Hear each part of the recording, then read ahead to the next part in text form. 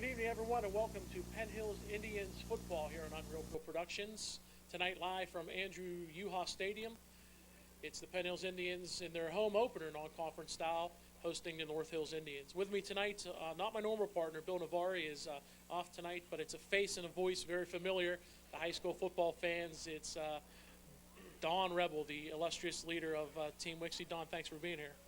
Pleasure. Well, tonight, another tough task for the Penn Hills Indians as they face North Hills Indians. Decidedly different-looking North Hills team over the past few years, running up a lot of yardage, although the points were still the same, but a lot of yardage on the ground last week did the Indians against Penn Trafford. Yeah, they're going to score a lot of points, I think, this year because of LeVar Arrington and a better improved supporting cast to go with Arrington. 2 years ago, they had strength everywhere in the line, in the skill positions, and of course they went on to win the state championship.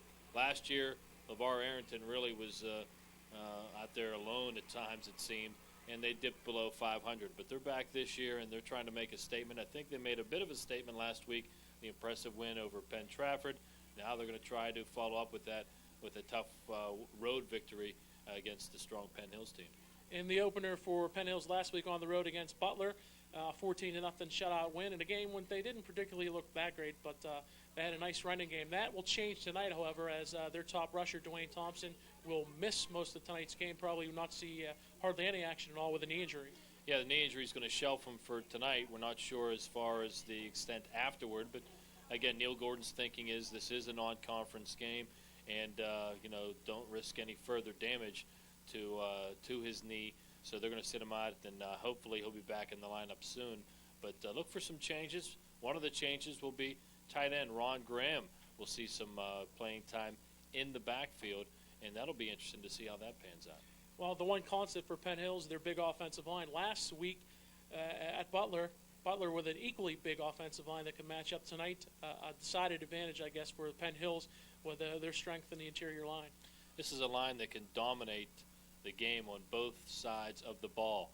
Offensively, they can blow open big holes for whoever is carrying the ball for Penn Hills, and defensively, they're in the backfield half the time before wreaking havoc on opposing teams' quarterbacks or running backs. So I mean, this is a dominating line, offensive and defensive line, and to slow Penn Hills down, you're going to somehow have to try to corral that bunch. Well, we're all set for action tonight. We're going to tee it up. Penn Hills hosting the North Hills Indians in their second of 3 non-conference games. A pregame tribute scheduled tonight here at Andrew Yuha Stadium for Penn Hills, former Penn Hills player and coach and graduate Jim Type, who passed away over the summer. And we'll have that for you as the pregame continues. And you're watching Penn Hills Indians football on Unreal Productions. Ladies and gentlemen, would you join me in offering a round of applause to Mr. and Mrs. Type, our way of saying, Jimmy, you will never be forgotten.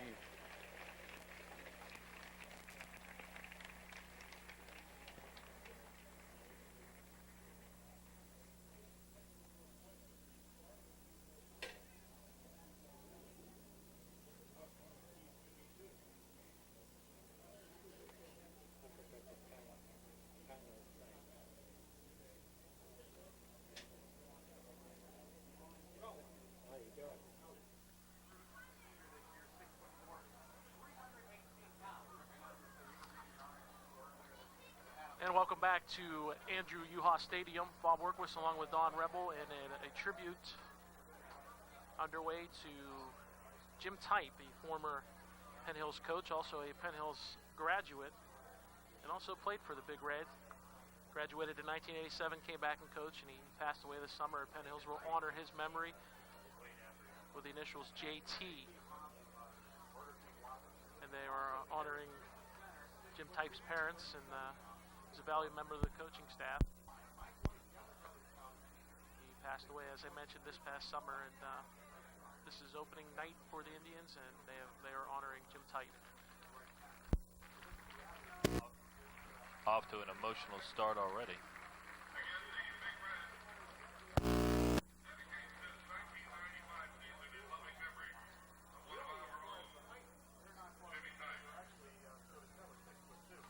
See Jim Type's parents down on the sideline, and As you may have heard in the background, they are dedicating the entire season to Jim Type.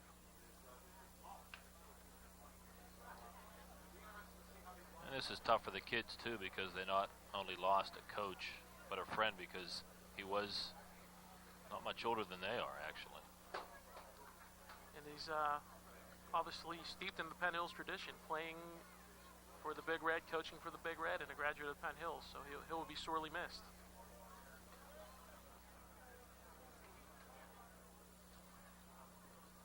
Now the team, a lot of the seniors gathering around Jimmy's parents.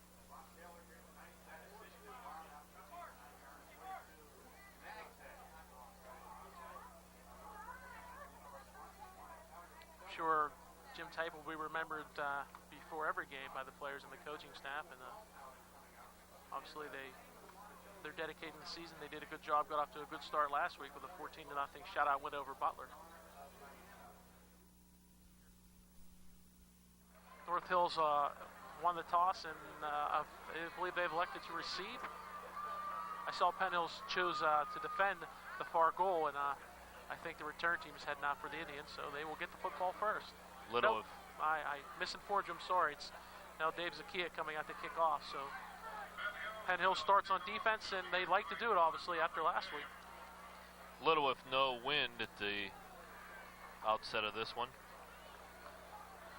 So Penn Hills will be kicking off. Dave Zakia will tee it up. Zakia did a nice job last year. He just handled the punting chores for most of the season, and he did a fine job kicking off. As a matter of fact, on one of the Butler kicks, he came down the middle of the field and was set to make the tackle, got his head in there, recovered a fumble. Be interesting to see how Zakia handles this kickoff. The two starting backs for North Hills are back deep, and Wilkerson and Arrington.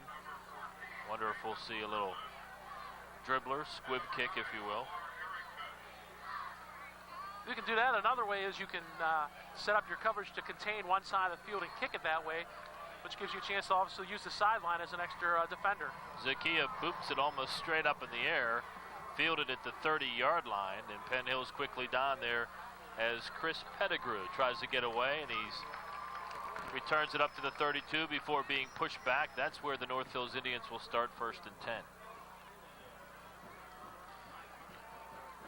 So Ben Crowney in on the tackle for Penn Hills special teams, and first possession of the night for North Hills at their own 33. They sort of did a mixture of both of those, did they not? Pooch kick. Mike Glazer, the starting quarterback for North Hills, with Arrington and Wilkerson behind him. I formation for North Hills. Pitch goes to Wilkerson, who is dotting the I, and he is run down after no game, may have even lost a yard on the play. Ron Graham with the initial contact got his hand on the shoulder pad, and he got some help from Damien Germany. So the pitch to Wilkerson goes for a loss of about 2 yards, and a good penetration by Penn Hills on play number 1. A lot of talent on this Penn Hills defense. I was going to say I'm sort of looking forward to watching linebacker Ron Graham here tonight, but then you look at Gibson and you look at White, and you don't know who to watch. Again, I formation for North Hills. Glazer, hand off Arrington up the middle. Big hole. Arrington has room, and he may go. 40, 35, 30. LeVar Arrington, a 70-yard touchdown run, and the North Hills Indians score on the second play of the game. Well, you didn't need to see that happen. We talked about LeVar Arrington and his explosiveness. Took the short handoff, broke the initial tackle, and he was gone. Goodbye up the middle. Officially 69 yards on the touchdown run, and LeVar Arrington's third touchdown of the season gives North Hills a 6-0 lead. Not a happy Neil Gordon on the sidelines. This defense, the pride and joy of Penn Hills, and on the second play, Arrington busts one wide open down over the middle. And North Hills jumps out to a quick lead. The extra points lined up and in by Jim George. The extra point is good. 10:45 remaining first quarter. North Hills 7, Penn Hills nothing.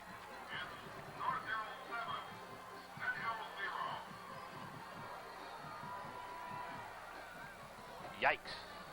We talked about the explosiveness, as I said, and there it was. The first play, Penn Hills contains Wilkerson very well. This one not really designed to be a big gainer, but when you have the talent of LeVar Arrington, you can bust it.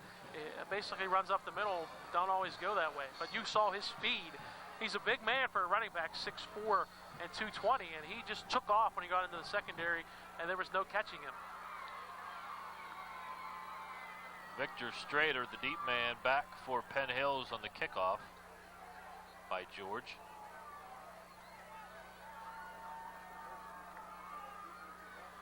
Chichilla in Germany also back. Last week, Penn Hills allowed a total for the Butler goal grenade of only 77 yards rushing in the entire game, including only 8 in the second half. So Arrington almost single-handedly matched that on one play. Kind of a different scenario tonight. So now the kick straight up, fielded by Jeremy George for Penn Hills. And he brings it up to the 30-yard line, not quite the 30, actually the 29, where he is hit by a mass of North Hills Indians, brought down, and that's where Penn Hills begins their first possession at their own 29. When we set the offense, and we'll see, Lenny Gilmer obviously in a quarterback, but we'll see if any playing time comes the way of Dwayne Thompson tonight, and it's not going to be starting. It will be Livingston and Victor Strader. Just a two-man backfield for Penn Hills. Strader dots the I movement in the line before the ball was snapped. And they'll probably push the Big Red back 5, setting up a 1st and 15. And not quite the kind of start in front of the home crowd that the Penn Hills coaching staff was hoping for. And of course, Penn Hills will not change up much. They like to run the football. They like to punish you on defense and use their size to their advantage. And typical Neil Gordon football, obviously, and they won't deviate much from that, even after the early touchdown. Livingston Strader. The I formation give to Strader. Second man through. He has a hole. He's over the 35 up to the 40-yard line. And it's good enough for a Penn Hills first down. And Victor Strader with a nice run. After the penalty, he picks up more than enough. Give him 16 and the initial first down. His longest run of the season. Last week, he was used sparingly in the first half, but ended up the leading ball carrier with 17 carries last week, but didn't get much yardage, only 39. But a nice run there, the second back through, and that'll help the Indians cause a little bit. The first down to the 40-yard line. Both teams successful running the ball up the gut. Split backs for Penn Hills. Back to pass, and oh my, Gilmer is hit, buried at the 35. Penn Hills not running the pass, but good pressure from the North Hills Indians. Dave Blouth in on the tackle, and also John Zopper. So they'll lose 4 on that, and Gilmer was swarmed under. Gilmer's short drop after the play fake, but he was hit and hit hard. Absolutely no chance. It looks like he wasn't going to throw deep. It looked like he wanted to throw a short pass, and he had absolutely no time at all to do that. Again, split backs behind Gilmer. And one of the Indians jumps off. See if he was pulled off. It was Dave Blouth, the outside linebacker, the man who was in on that sack, and it's an illegal procedure call. So Blouth wasn't just licking his chops after the initial sack, and Penn Hills again now faced, they had a 1st and 15, and now they're going to be 2nd and about 19. Neil Gordon tersely tells Len Gilmer what to do on this 2nd and long. Last week, Penn Hills was mistake-free. They had no turnovers. They weren't penalized at all in the first half. Here we are in the first series. They've run 2 offensive plays. They've also had 2 offensive penalties. So kind of a different start than last week's ball game. They come out in the eye once again behind Gilmer. Split backs to the right. And handoff up the middle, not much yardage. Second man through, Victor Strader. Had a big gain the first time he touched the ball. Held to a minimal gain, I should say. That time it's going to bring up 3rd and long. Strader pick up about 1 on that play. And it was the exact same play that gained 16 before.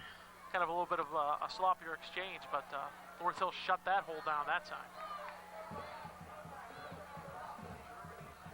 Gilmer back on 3rd and long. Throws and he hits his big tight end Ron Graham. Graham over the 40, 45 into the 47-yard line. Probably be about 3 yards short of a first down. It'll bring up 4th down, and the punting unit comes on for Penn Hills. Well, a nice pass, Graham, a good receiver, a big man, but he has good hands, and it was a quick zip. Graham started from the wide out position instead of the tight end position, cut it in, took the pass on a slant, got some yardage after the catch, but not enough. Penn Hills falls about 3 yards short of the first down marker, which is right at midfield. Zakia back to punt for Penn Hills. Clock turning, 7:19 remaining first quarter. 7-0 North Hills, booming punt. Fair catch called for by the North Hills Indians.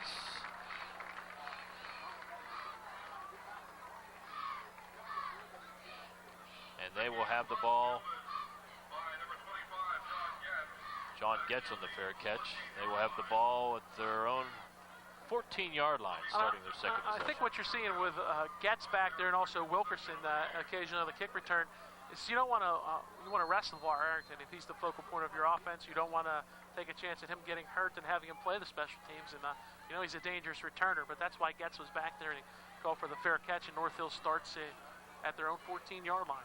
Talk about that play Penn Hills just ran on 3rd and long in a moment. Glazer back, fumble, ball on the floor, and North Hills recovers. It was bobbled after the handoff by Wilkerson. He recovered his own fumble. Really never got a clean handoff. Never got a clean from Glazer. The pass play to Graham that came up short of first down. Did it not look like the play the Steelers often run with their 4 wideouts? Absolutely. The far man. Absolutely, it did. And if you watch the Steeler game this past Sunday, they ran it well with a quick slant in and almost effective, but just a little too far for the Indians to go. Wilkerson again dots the I, gets the ball, and he is hit and driven down around the 18-yard line. Met by Mr. Graham. And also Donnie Chichilla with a nice tackle. And Chichilla did not play in the opener last week, was out with an injury. I believe it was a pulled muscle of some sort. Nice tackle there, and give him 2, Wilkerson 2. Third about 7 for the North Hills Indians. I wonder if he's related to Stephanie Chichilla. Played for Bill Lynn's basketball team. Glazer back on 3rd and 6. Give to Arrington on the reverse. He is hit, he fumbles the ball. Penn Hills recovers. Indians take it down inside the 5-yard line. DeMond Gibson picked up the loose ball, took it down to the 4. Who delivered the big blow, Bob? Ronnie Graham. He's the one who hit LeVar Arrington on the cross buck, and big DeMond Gibson picked it up, and Glazer was the only man to stop him, and he hog-tied him and finally brought him down at the 4. Gibson carried Glazer for about 5 yards, but a touchdown-saving tackle. Now Penn Hills can even it up. First and goal at the 4. Full house backfield. Ron Graham is in the backfield. Give to Graham. Following his 2 blockers, gets it down to the 2-yard line. Of your goal line defenses, this looks like Penn Hills' goal line offense. Graham can do the job blocking-wise.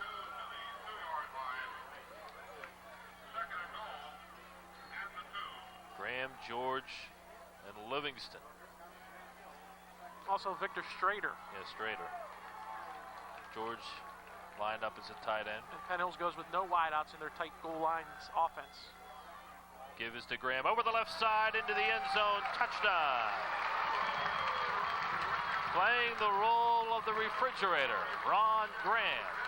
2-yard touchdown run. Pulls Penn Hills to within 1. And his first carry is a memorable one. Usually playing the tight end, but he's a good enough athlete where he can do the job, and on the goal line situation, he caused the fumble. Gibson picked it up, but Graham gets the end result, and it takes Penn Hills 2 plays to answer back. On a Dave's- 4-yard touchdown drive. Excuse me, Don. It's all right. Dave Zakia in for the extra point to try to tie it. Strader to hold. Snap good, hold good, kick up, and it is good. Zakia's extra point evens things up for 38 remaining. First quarter, it is now Penn Hill 7, North Hill 7.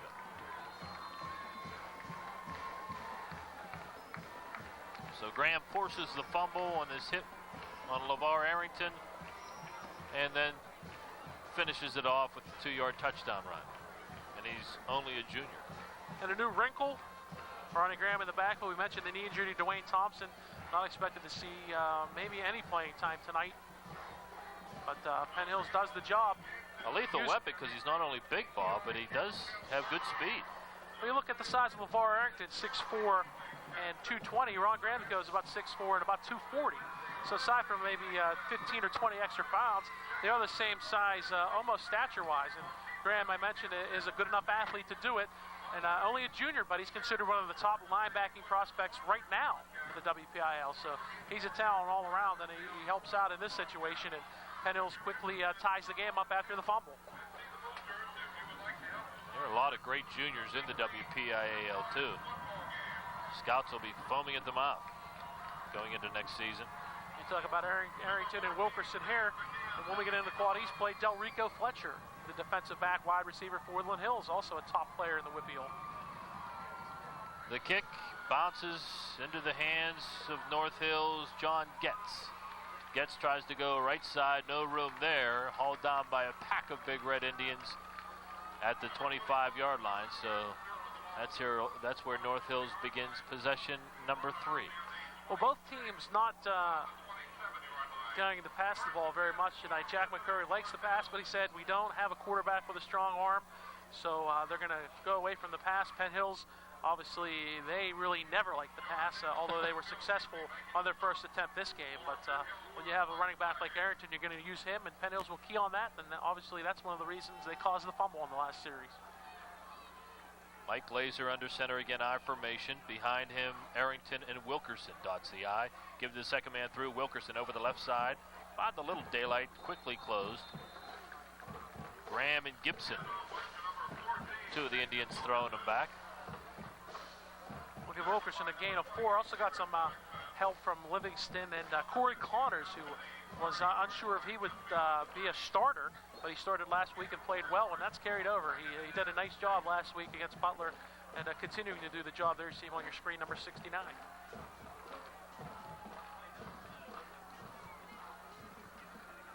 Indeed, the king of stats, Bob Ork, was correct in the 4-yard call, 2nd and 6 at their own 30-yard line. 3.5 minutes to go first quarter. We're tied at 7. Battle of them dare hills. Penn Hills and North Hills. Glazer back, rolling right now in trouble. Hit, knocked on. Mon Gibson.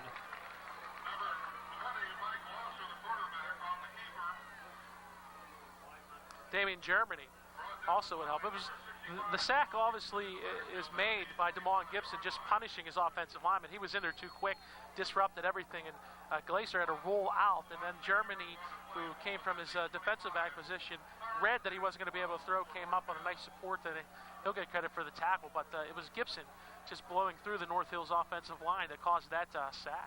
Obvious from the get-go when Glazer went back. He was looking to run. 3rd and 12. And Gibson says, hello, how do you do, to Mike Glazer as he trots into the North Hills backfield before the ball was snapped. And it will be offside on Penn Hills. So that'll shorten the deed for North Hills on 3rd down. Instead of 3rd and long, it's still going to be long. 3rd and 7. They could change up their play call, though. How'd you like to be Mike Glazer, seeing all 6'4" and 315 pounds at DeMond Gibson shooting through that line a little bit early. That's 2 plays in a row he would have saw big DeMond. I formation, man in motion, and the give. Arrington was the man in motion, and he was flattened almost immediately. And again, DeMond Gibson, this time he kept it legal and the hit in the backfield, and North Hills will have to punt. Said Arrington, it was Pettigrew who was in motion and took the ball. And Damon Gibson, that's actually 2 plays in a row on the offsides, is just destroying the center for North Hills, Steve Kaufman, who is not that small at 6'3" and 205, but Damon Gibson is just eating him alive, and he's going to need some help to try to block Big Damon. Punt short and wobbly and shanked badly. Out of bounds over the North Hills bench, so the Penn Hills Indians will have great field position. They're marking it off. Penn Hills will start at the North Hills 35-yard line. 7-yard punt. That's not too good. Good for Penn Hills. Jim George on the shank. I think neither one of us could at least get it 7 yards. Split backs this time. And the whistle blows. Minute 37 remaining in the quarter. North Hills Indians clapping, so maybe we'll see if it goes against Penn Hills. Dead ball, and again, a false start. Yeah, they looked confused a little bit, the offensive line. I know Gibson was yelling over to Neil Gordon about something. And B.J. DiNatalia was asking why. This is the 3rd illegal procedure penalty against the Penn Hills Indians. And now the Indians will... Again, they look a little confused offensively. They might have to call a timeout here. Unless there's... Well, the penalties against Penn Hills, but the North Hills coaching staff is the one they are out there jawing with the officials. So there was a timeout called. Minute 37 remaining. LeVar Arrington, he had officially a 69-yard run, Robert? That's correct. 69-yard touchdown run on the second play from scrimmage. Put North Hills up 7-0, but a turnover, a LeVar Arrington fumble caused by Ron Graham, picked up by Damon Gibson, taken to the North Hills 4-yard line. 2 plays later, Ron Graham, playing tailback, scooted over from on the left side, PAT good, and we are tied at 7.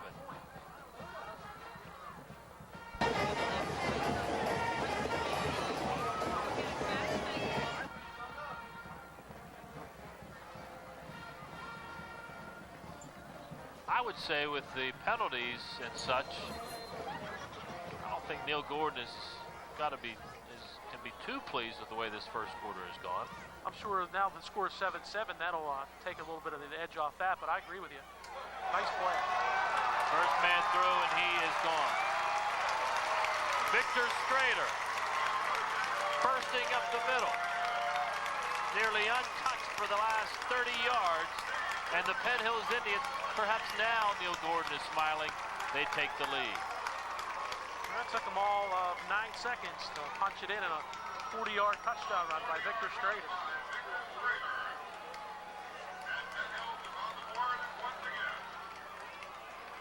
Got the ball in the handoff from Gilmer, burst through the right side, big hole, and like I said, after the initial squeeze through the line, he was gone. Lots of green ahead of him. 2 touchdowns in a 3-minute and 10-second span for the Penn Hills Big Red Indians. Strader the hold, Zakia's kick, perfect through the uprights. Well, North Hills was involved in a high-scoring game last week. Perhaps they're going to be involved in another one this week. A minute 28 remaining, first quarter. Penn Hills 14, North Hills 7. A first quarter dominated by big plays. Indeed, we have a 69-yard touchdown run, a 40-yard touchdown run for Victor Strader, 69-yarder courtesy of LeVar Arrington, and the big fumble and return to the 4-yard line by Damon Gibson, who is just exerting himself the last 2 series defensively for the Indians. He is just absolutely eating up the offensive center for North Hills. And Penn Hills, who kind of struggled offensively last week, getting 14 points through 3 quarters, a touchdown in the second and third quarters, matched that total, and we still got a minute 28 left here in the first quarter tonight.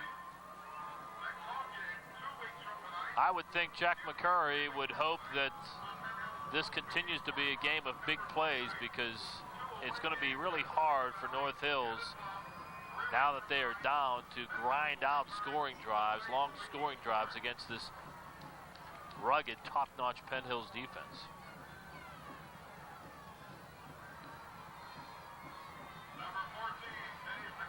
Zakia has it on the tee. $1:28 remaining here in the first quarter. Again, Arrington back deep, and he popped it straight up in the air, and the ball was loose, and flags are down, and that might be interference.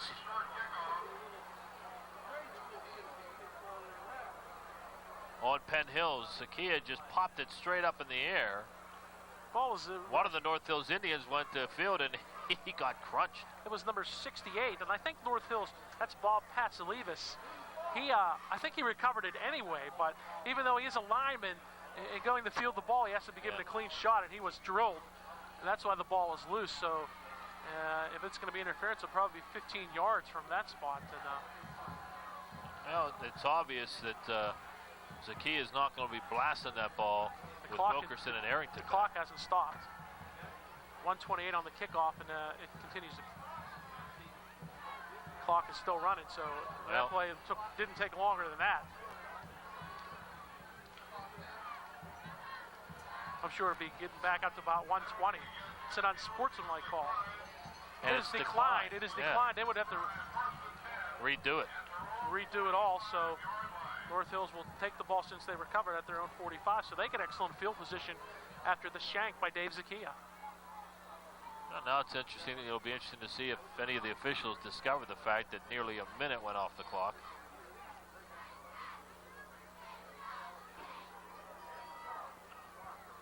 They ought to mic these refs, don't you think? Absolutely. It would help our job, I'll tell you that. Again, Arrington and Wilkerson behind quarterback Mike Glazer. I formation for North Hills. In motion is Wilkerson. Pitch to Arrington, left side. He is hit almost immediately and brought down. In the backfield, Jeremy George for Penn Hills. Now Penn Hills comes up saying they have the ball. Jeremy George comes out of the pack with it. The officials say no. Arrington was down, and LeVar Arrington a little slow in getting up on the play. And he got hammered, and a nice job by Jeremy George to come in and shake off the block. He's on the end, and he got past Ryan Rebels, no relation to you. Well. And Rob Hitchcock over there tackling. He got the initial stop, sort of horse-collared Arrington by the shirt. Either he's no relation, or my 2-year-old is doing a heck of a job out there. Official timeout. I think they noticed that the clock maybe was the difference. But George did the play. He did the excellent job there to get the initial penetration. Yeah, he got back there almost as soon as Arrington got the ball.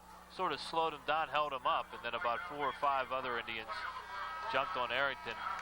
And the horn sounds, and I guess they will not put any additional time on the clock. About 45, 50 seconds was lost there after the penalty on the kickoff. Good quarter about to get underway. North Hills now in their traveling white with the red pants will be going left to right.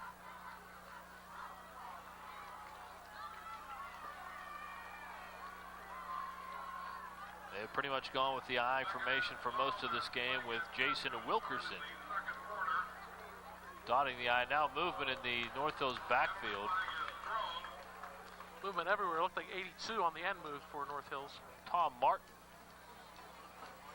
in the backfield now with Jason Wilkerson. Wilkerson still dotting the I. Martin has replaced LeVar Arrington in the lineup, who, as I mentioned, on that loss right before the last play of the first quarter, walking a little gingerly. Brad Schaefer, who is a tight end, is caught for the procedure for North Hills, and a little jumping on the Penn Hill side, but the offensive can't move. Schaefer caught for the penalty. Again, Martin and Wilkerson in the backfield. Pitch to Wilkerson coming right side. Martin tries to get a block, nothing doing. Wilkerson will lose yardage.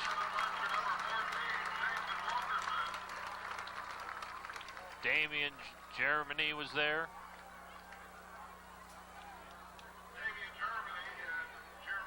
And also Jeremy George, who's played a spectacular first quarter here and a half a minute here in the second quarter. He's done the job very well from his linebacking position on defense.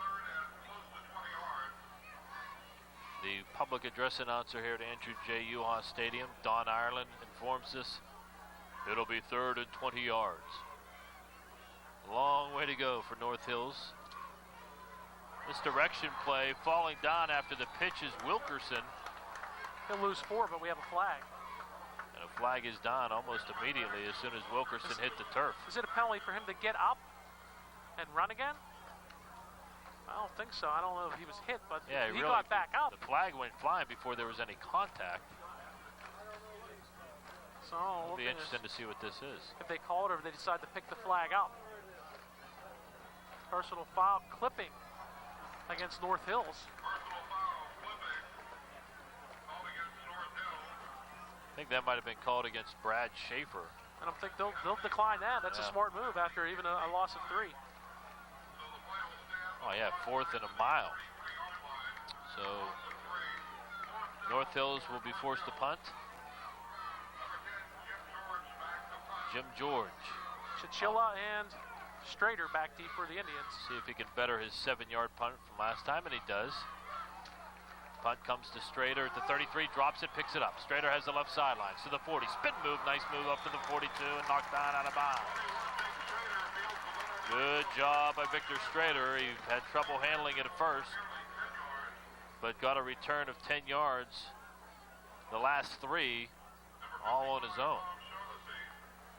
And bucked his way, as you said, with that spin move off that tackle when Penn Hill special teams. Last year they had a lot of big plays. This year, no big plays so far in the first game, but Victor Strader very capable of breaking the long one. Penn Hills again with excellent field position at their own 43.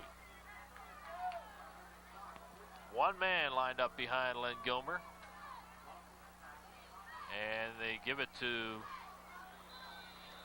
is that Thompson in there? Garrett Livingston. No, Garrett Livingston, sorry. Saw it too, thought it might have been Thompson in there. If you're just joining us, Dwayne Thompson went out for the coin toss, and that might be the extent of his action tonight. The Penn Hills running back with a bruised knee. And this, of course, being a non-conference game, Neil Gordon doesn't want to take any chances.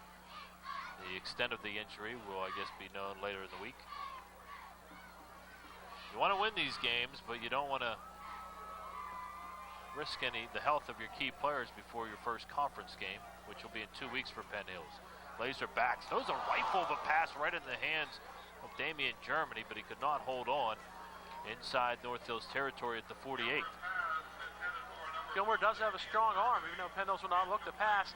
The pass was a little bit high, but Germany might have been able to come down with it, unable to though, and it'll be a 3rd about 7. Just a little bit too tall, but again, Penn Hills with a quick pass, not looking deep downfield, but a quick slant by Germany from his flanker position. 3rd and 7 in the backfield, Ron Graham, along with Victor Strader for Penn Hills. Gilmer gives the big Ron Graham, barrels into North Hills territory over the 45, down close to the 43-yard line. That's a 1st and 10.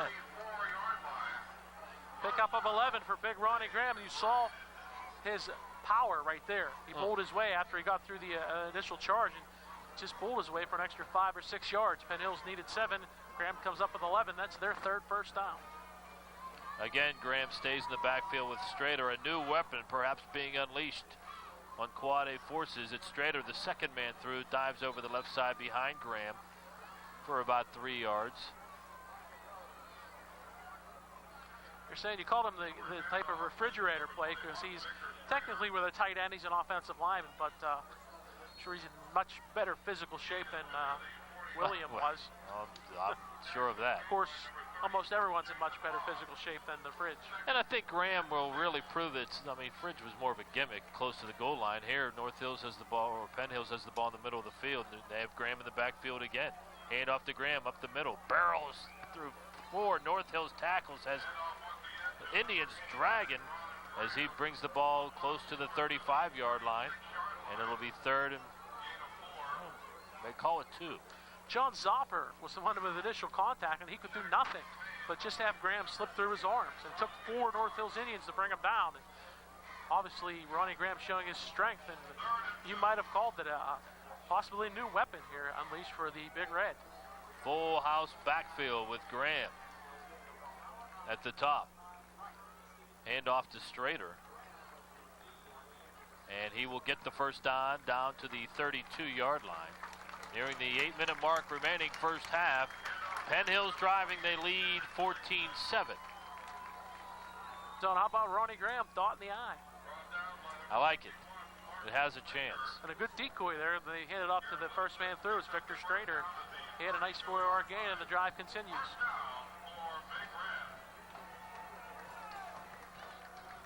Wide right, Don Chichilla.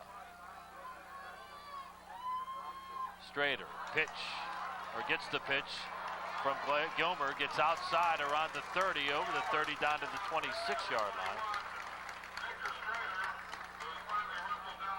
Good fake by Gilmer to Graham. He rolled right as soon as he was hit, pitched it to Strader.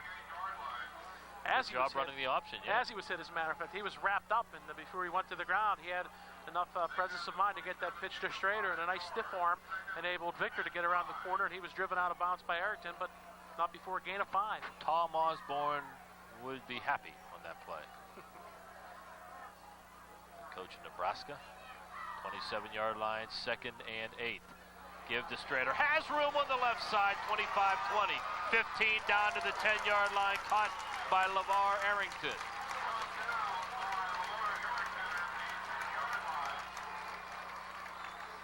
And the depth of Penn Hills is showing itself here this evening.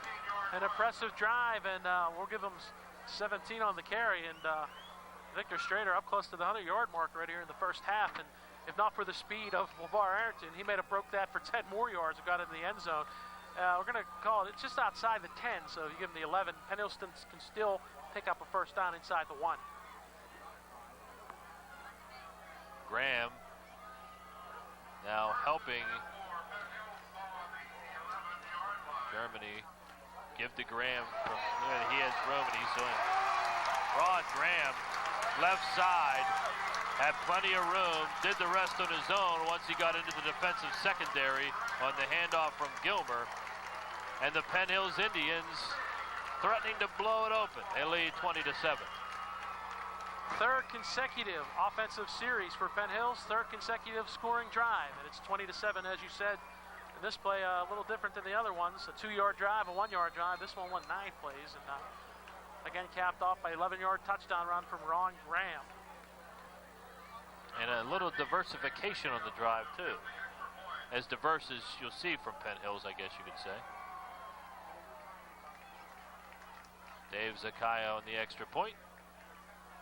And, whoa, it's wide right. Didn't get all of that. The duck sails wide. 6:37 remaining, second quarter. Penn Hills 20 and North Hills 7. And I would guess a very important drive coming up for North Hills. Well-deserved round of applause by the Penn Hills faithful, and indeed, after that 69-yard touchdown run, North Hills has done absolutely nothing on offense, and credit to Penn Hills defense with some nice plays, but they've been pretty much quaggled.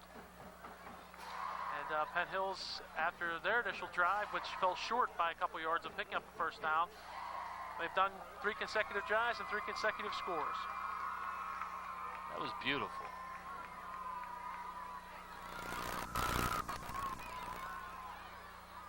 The drive and the dissertation. Lakia will do the kicking off, and that's the only bad thing, obviously missing the extra point, but that's 20 unanswered points now for Penn Hills. Martin and Wilkerson back deep. Again, Arrington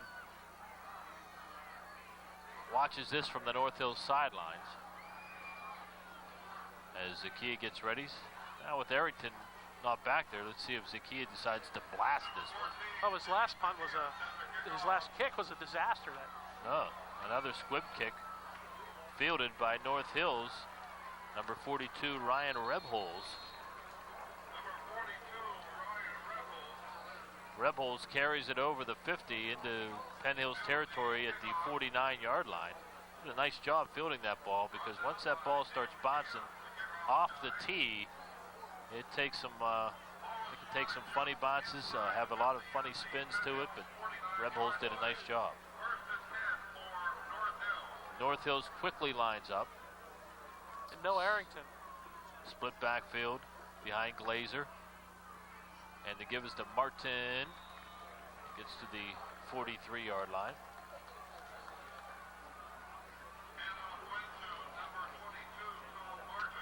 Hurry up offense again for North Hills. Martin and Wilkerson, split backs. Behind Mike Glazer. Glazer gives right up the middle to Jason Wilkerson. He runs into a slew of Penn Hills Indians. In on the tackle, among others, was B.J. DiNatale. So do you think the emergence of Wilkerson in his first game as a running back is maybe a factor that Arrington's not in? He may not be hurt that bad, but I know Wilkerson can get the job done. So why tempt it? Pitch to Martin left side, and he is hit and corralled by Penn Hills' Corey Connors. As he tried to get around the left side, he will be short of a first down. Again, the hurry-up offense. It's now going to be 4th and 3, and Jack McCurry's squad will go for it. Under center is Glazer. Glazer, quarterback sneak. He goes over the 40. Now a late flag comes in. Penn Hills comes out of the pack with the ball. It was Mike White, but the play is dead. It's close to a first down, but let's check the penalty. Personal foul face mask, and that'll nullify the. I'll give him a first down, huh?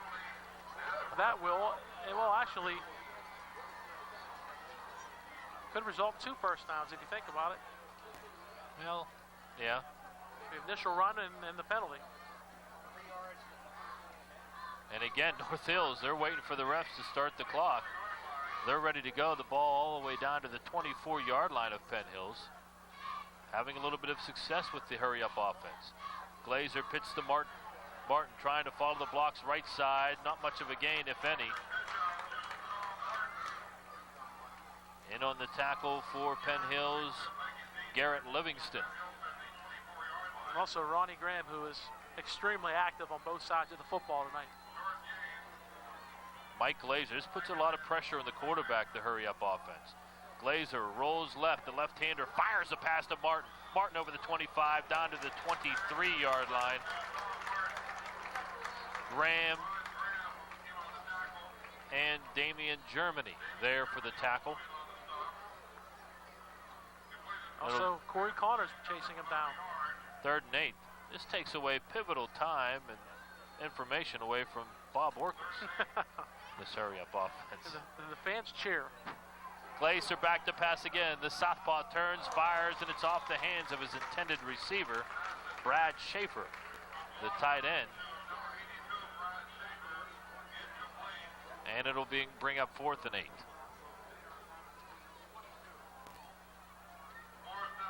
And they continue in the hurry-up. So Glazer is the southpaw, as you said. And newfound respect for Mike Glazer. Left-handed people aren't in their right mind. Glazer hands off. Wilkerson up the middle. We almost lost the ball. Was pinning the ball to his back as he crossed the 15-yard line and is close to a first down. He was hit as he went through the line of scrimmage and had the ball spun around, was pinning it to his back. How he held on, I'll never know. Be very close. Tremendous play by Jason Wilkerson.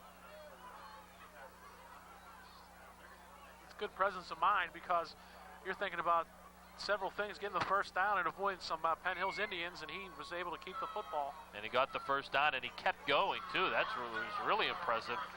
He was holding the ball pinned to his back, and still had the presence of mind to keep on trucking. 1st and 10 at the 14 now for North Hills. 3:50 on the turning clock here left in the 2nd quarter.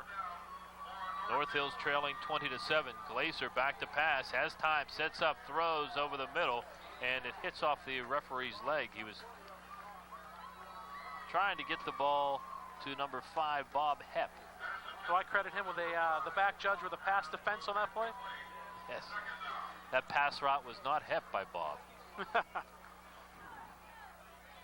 Glazer, that time for the first time since he's been passing the ball, had time. Give to Wilkerson again, off over the middle, and he is crushed. Graham blasted him after Gibson held him up. Graham can do the job on both sides of the ball. When you have someone as big as DeMond Gibson holding you up, you're going to be kind of left wide open for big pops like that. You know, defensive players love that situation. 3rd and 9. Little pop pass incomplete. No time at all for Mike Glazer as he was trying to hit Wilkerson out of the backfield. Dean Italian, Devin Murrell. Or Murrell. They did the job there. They got in there quick. Excuse me, Bob. Timeout called Penn Hills. 3:15 remaining. This will give them a breather after North Hills starting at the Penn Hills 49. The hurry-up offense has been clicking. I was about to say North Hills has done a marvelous job on this drive on 4th downs. This will be their 12th play, and they bring out their field goal unit. The Penn Hills bench. Mike George, the kicker. All standing on the sideline, with the exception of Eric Longo. It's a key for them to try and get some points here for North Hills. It is Jim George, the kicker. Where he set the tee down will be at the 20-yard line, so a 30-yard attempt, and he is lined up at the left hash mark. With soccer booming in Western Pennsylvania, we have seen the emergence of some pretty good place kickers in recent years in the WPIAL. And a few years ago, this would never have been thought of, a 30-yard field goal, but indeed, Jim George will give it a shot. Right on the 30. Right on the 20. Bad snap. It was dropped by Matt O'Keefe. And he tried to pick it up and run, but he was buried. Damian Germany was there to make sure that O'Keefe could do nothing. And we will never know if George was able to bang it through. Germany and Murrell again. So now Neil Gordon's offensive unit has over 3 minutes remaining. See if they can put more points on the board here at half, or before the half, leading 20-7. I formation now behind quarterback Len Gilmer. Second man through, it is Victor Strader. Left side looked like he had some room originally, but that quickly ended. LeVar Arrington brings him down. I'm sure Neil's dour mood would have to change now. And yes. He'd be happy to go in with a 20-7 lead at the half.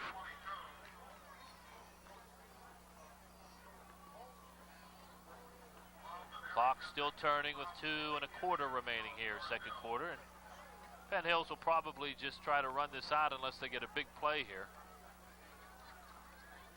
Len Gilmer surveys the defense, split backs behind him. Hands off to, I believe that was Garrett Livingston over the right side. Well, Gilmer kept the ball and was crashed to the ground.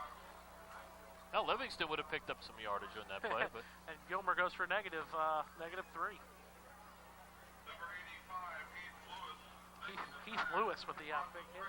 Kind of reminiscent of the hit on Mike Tomczak. Not as nasty, though. yes, I was going to say, I don't think anything will come close as that. 3rd and 11, minute 39 remaining. Gilmer hands first man through for a couple. Spinning underneath the pack was Victor Strader. North Hills will take a timeout.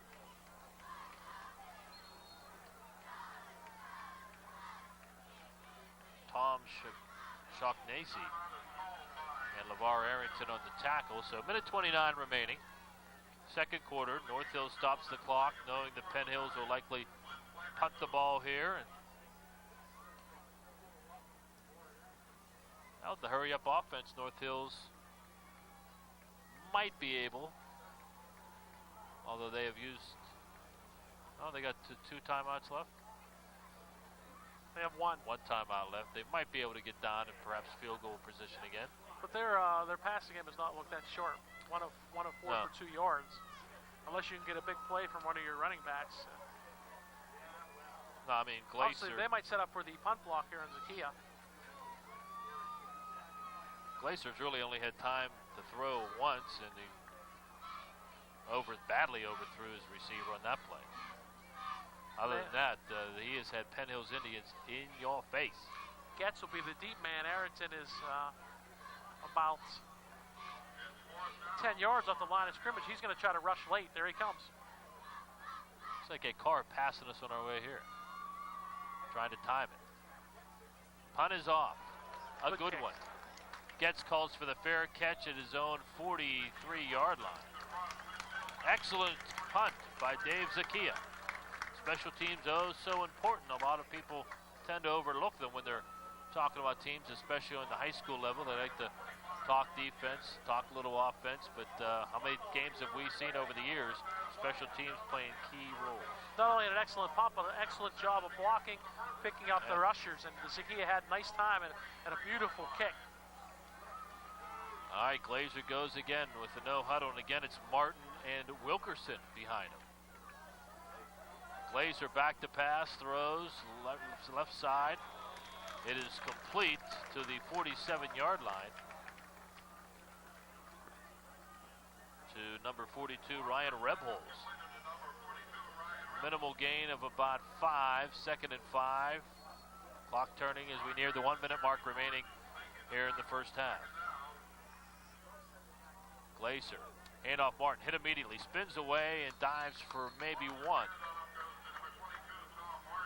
He was hit almost immediately by DeMont Gibson, spun off, and Mike White ends up with the tackle. 3rd and 5 now for North Hills. Again, Glazer under center. Back to pass. Glazer wants to go deep, and he's going to underthrow it badly, and it is picked off by Victor Strader. Strader down the left side, 40. Victor Strader makes a move, going to the right side, 45, midfield, 45, coming back to the left side. Victor Strader knocked off his feet at the 33-yard line on a marvelous return with 16 seconds remaining in the half. So that sets up an interesting possibility for Penn Hills. Victor Strader with an excellent individual effort, returning that ball about 47 yards.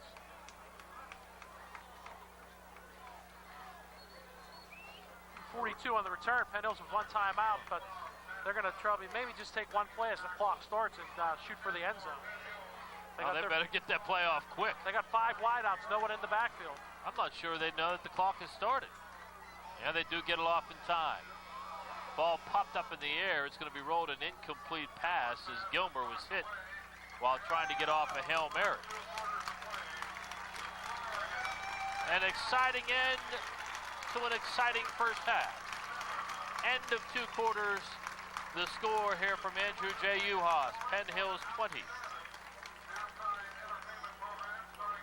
And North Hills 7. The back performance of Memorial, New York, with trumpet soloist Jessica Reynolds. Immediately following Living the Day rhythmic melody of On Broadway, the trumpet soloist will be Guido DeSalvo. And now, please welcome to the field, the Penn Hills High School Marching Band.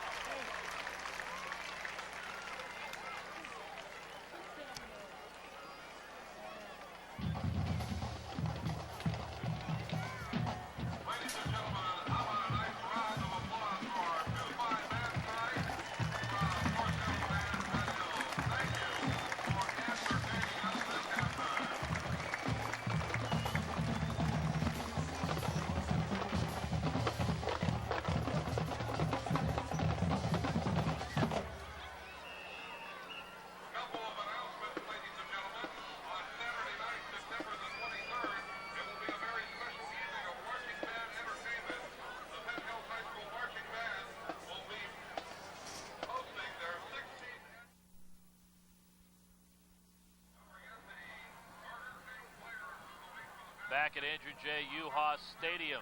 Both North Hills, Penn Hills back on the field, getting ready for the second half. The score at the half, Penn Hills 20 unanswered points. They lead 20-7. First half stats, the stats guru, Bob Orquist. Well, Dwayne Thompson, their leading rusher after week 1, not playing today because of a sore knee. And Penn Hills picked it up, 17 rushes for 116 yards as a team. 9 carries, 90 yards for Victor Strader, and he has a 40-yard touchdown run. And the new weapon, Ronnie Graham out of the backfield, touches the ball 4 times, 28 yards, 7 yards a pop. He has 2 touchdowns via the ground. For North Hills, LeVar Arrington with the big 69-yard touchdown run, but he finished with 3 carries and 65 yards, so he went backwards after that. And you factor in the 69-yard run, Penn Hills offensively in the first half, or North Hills, gained 68 total yards. So a net negative 1 yard after that second play from scrimmage for the North Hills Indians. In the last 2 drives, the last 2 times North Hills had the ball, they went to a hurry-up offense without LeVar Arrington in the backfield. Had some success on that one drive they did. Yeah, he was, looked like he might have injured a leg, although he did see some playing time, mostly on defense in the second quarter, but that'll be interesting to see what Jack McCurry does with his star back. Perhaps only a bruise will, again, hold you out of a game like this because it is a non-conference contest. Now I'm going to put you at Donnie on the spot as Penn Hills will receive in the second half. You're a college coach, a college recruiter. You can't really see LeVar Arrington playing running back in college, can you? No, and I think that's 6'4", 220, and he's probably going to grow. He still has another year to grow. He will probably play linebacker. There's been some talk about maybe tight end, but he'll probably be a legitimate linebacker, Division I college linebacker by the time he says goodbye to North Hills. That wasn't that difficult. I was expecting something hard. I'm sorry. Did I have a tough question for you? There you look at Don Chichillo back to receive the kickoff, waiting for mates. Victor Strader. It'll be George in Germany also. Yeah. The G&G boys. Damien Germany. That's a great football name, isn't it? Big interception last week. Butler had a drive going on, and they tried a quick pass at about the 6-yard line. He had blanket coverage, just turned around at the right time, and got the football in his breadbasket. And as I mentioned, he did fight a little bit of a leg cramp problem last week. Sean Dean to boot. The second half is underway, and he got most of it. Comes down to Victor Strader. Strader has some room, finds hole, bounces off a tackle at the 30, up to the 34-yard line. Victor Strader continues his marvelous night. 26 yards in the return for Victor Strader. And we mentioned 90 yards on 9 carries, give him 26 there, and he also had about a 42-yard interception return, so he's piled up the yardage. Len Gilmer huddles his Penn Hills Indians as they move left to right to begin the third quarter. I formation. Penn Hills comes out in. Livingston and Strader. Strader, second man through, has a hole. Good block by Livingston. He gets up over the 40-yard line. It'll be second and call it 4. And you mentioned Hoggy Livingston. He is 6'1", 206 as the senior. Obviously a leader in the backfield, and he can run the ball, but he is a devastating blocker. And every good runner needs a good blocking back. And Garrett Livingston does the job effectively for the Indians. Split backs now behind Gilmer on second and 4. Give to Strader. Second man through. He breaks the tackle and almost broke it all. Tackled at the last moment by John Getz at the North Hills 45. Good fake. First man through was Ron Graham. Strader got the ball right side. Broke it and almost broke it all the way. 11 carries and 111 on the evening now for Victor Strader. First Indian running back, Penn Hills Indian running back to go over the century mark in yardage. And the way he's running, he could shoot for 200. Give to the second man. It's Ron Graham. Bobbled the ball on the handoff, but regained possession and put about 3 yards in the board, second and 7. A nice job to regain his composure. You mentioned, obviously it's new to him running in the back. Obviously he got some reps in practice, but nothing like a game situation. And this is the first time we've seen him actually in a game come out of the backfield, and it's got to be a new situation. But for a big man, he has good hands because he catches the ball very well from the tight end position. Just imagine him running the ball when he was playing midget ball. Graham again, the second man through again. It looked like a little trouble in the handoff. Goes to the 40-yard line, and it'll be third, call it 6.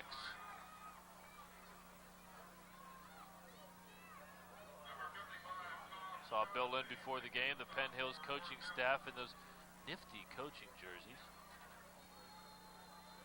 Have to try to get me one of those. Third and 6, 40-yard line of North Hills for Penn Hills, their initial drive of the second half. Quick pass off the hands of number 33, Jeremy George. Well, Gilmer didn't let any, he took 1.5 steps back, let fly. George could not hold on. It'll bring up a 4th down. Again, a quick slant and a quick pass by Penn Hills, and this time, again, a little bit tall, but George unable to come down with it, and he would have been right at the first down marker. It's been a nice evening so far for Dave Zakia, except for a missed extra point. Done a good job on extra points and also on punts. Hits this one high to the right side. It's going to be out of bounds. Let's see where they mark it. 20, 24. So North Hills will start at their own 24-yard line. Zakia high and probably more of an angle than he would have liked on that kick. Absolutely, trying to angle it out, and it did end up out of bounds at around the 10, but it went over the line before it hit the ground at the 24-yard line, according to the official, and I'm sure definitely not the angle he wanted. Excellent hang time. He could have just booted that down the middle of the field, and had it was George who was down there on the coverage, was the only man the North Hills receiver had vacated. Always wondered how they marked those. Do you know how they marked those? Arrington back in the backfield. More on that exciting topic in a moment. Arrington first man through to the 28, gain of 3, so he is back in the game offensively. They marked him with a V. And Arrington doing a little pushing as he tries to get up with the Red Indians, or the Big Reds, Jeremy George. The feisty Jeremy George. How do they mark? They line it up. The official behind the punter stands where the ball was kicked, and the official watches where it goes out of bounds and lines up with the other official. If I had one of those Stratus things, Telestrator, I could do some nifty drawings. Back to pass, Glazer rolling right, throws and completes it. Ball is fumbled. The pass was completed to Arrington. And Rebholz falls on that fumble. That's the second time Arrington has taken a hit and put the ball on the turf. But again, Rebholz, Johnny on the spot. Ryan Rebholz recovers at the 31-yard line, but it'll be now third and call it 3.5.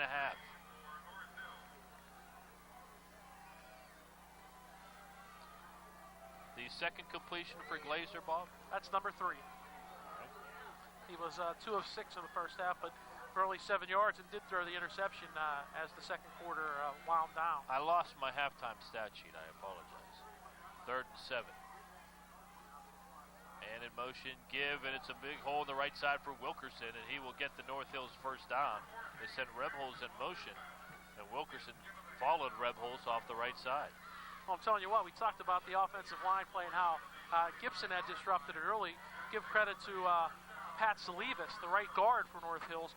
Graham timed his blitz beautifully and was that close to getting into the backfield to disrupt it, but Pat Salivas came over, picked Graham off, and it works for a 7-yard gain and the first down, the initial first down of the second half for North Hills. 7.5 to go, third quarter. Penn Hills 20, North Hills 7. Split backs behind Mike Glazer. Again, Rebholz in motion again. Arrington follows Rebholz on the right side. Horse tackled out of bounds near the 45 or near the 40-yard line. Chichilla on the horse tackle. And that's Arrington's, give him 6, and that's the first time he's seen more than 3 yards since he had the big run for the touchdown. It was near the 45. Second down and 4. It's the 9th meeting between these two teams in the last decade. Penn Hills has won 3, North Hills has won 4, and they've tied once. The visiting team has won the last 2 meetings. 2 years ago here at Andrew J. Uhas, North Hills on their way to a state championship won in front of a huge crowd. They were rated number 1 and 2 at the time. Miscommunication in the backfield. Glazer has to take a loss. Looked to hand off, nobody was there, looked up again, and there was Mike White and company staring him in the face. One of the biggest crowds ever here at Penn Hills, as both Penn Hills and North Hills came in 1 and 2. North Hills was able to pull out the victory. Then last year, big win for Neil Gordon's squad. After coming off a tough loss at home to Butler, they went up to North Hills, a rare home loss for Jack McCurry's team. Special teams had a big role in that game, did they not, Bob? Yes, they did, and also turnovers. Glazer rolls out, wants to throw, does, caught by Arrington. He has a first down over midfield into Penn Hills territory. Arrington came back to help out. Mike Glazer makes the reception and gets the first down. In most games, LeVar Arrington is going to look like a man out there, but when you see some of the he-men on the Penn Hills defense, Arrington looks like he fits in nicely. Well, he hasn't been able to find room running the ball except for the big touchdown run. Personal foul against Penn Hills, so they'll tack it on. That's the indication on the penalty. Didn't really see a flag, but I'm saying, why not try to get the ball to your best player and your best athlete any way you can? And that's the second pass they've completed in a row, and the second time to Arrington. So Personal tack on 15 yards also. came on the tackle of Arrington down near the Penn Hills sidelines, and Arrington just looks like he's beat up. He will come out of the game again. The big guns for Penn Hills defensively have made Arrington pay each and every time he has touched the ball. After he fumbled after the touchdown run, it wasn't hurt on that play, but the very next carry he got after that, he stopped for a yard loss. It was that play that he got up limping. Matter of fact, he left the field. Glazer handoff to Tom Martin. Quick pop over the left side. Over the 25-yard line, down to the 22. Nice gain of about 8 from Martin. And it'll be 2nd and 2 as North Hills doing a nice job in this, putting this drive together. Arrington back in the ball game.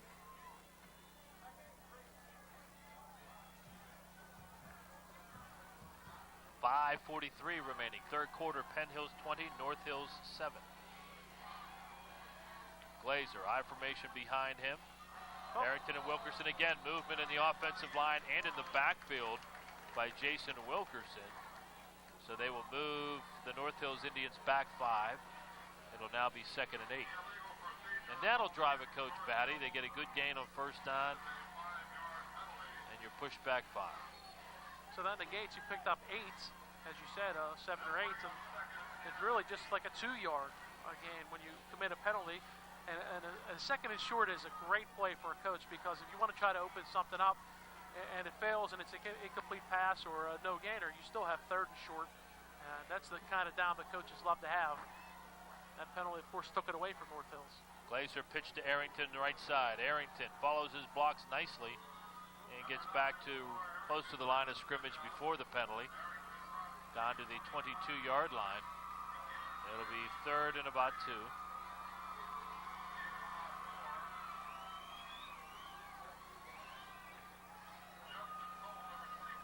Late in the first half, Jack McCurry had his team run the no-huddle offense. They moved the ball, but the drive stalled in Penn Hills, deep in Penn Hills territory. Now they're going back to the conventional huddle offense.